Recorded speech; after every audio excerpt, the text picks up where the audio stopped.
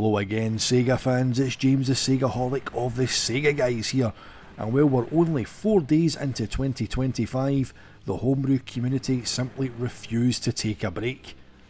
We covered J.N. Martin's Doom 64 on the SEGA Dreamcast early last month, with a new build that introduced dynamic lighting and bump mapping, but he's back with yet more enhancements both in the game's performance and the level of content.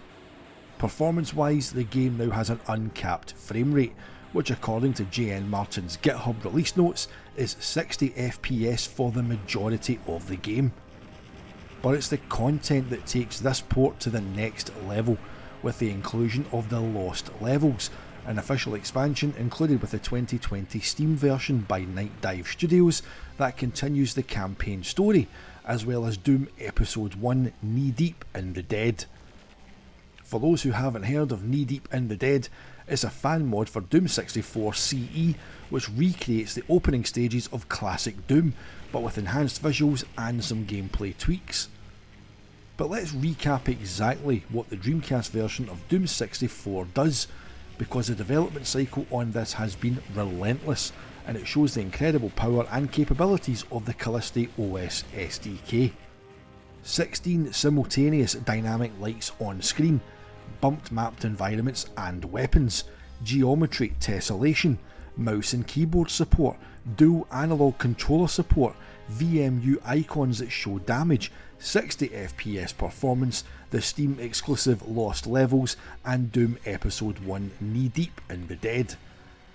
It's an exhaustive and quite frankly impressive list, making the Dreamcast version arguably the best console version to play.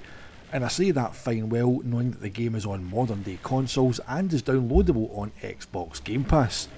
And just look at the footage, it looks and plays absolutely brilliant. The controls are intuitive even on a stock Dreamcast controller.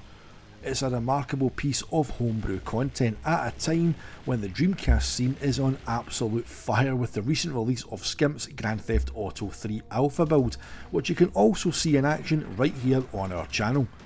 It's incredible to see visual features either underused or not used at all in the Dreamcast life, such as bump mapping, and it's exciting to see where Dreamcast homebrew development is going after years of indie releases which, with the greatest of respect, didn't push the console or offer anything that we hadn't seen before. For years, Dreamcast owners have insisted that the console had untapped potential, stunted by discontinuation before developers had a chance to fully dig into the hardware or push it to its limit. When a console gets into its 4th or 5th year, you normally see what it's truly capable of, and we were denied that with the Dreamcast.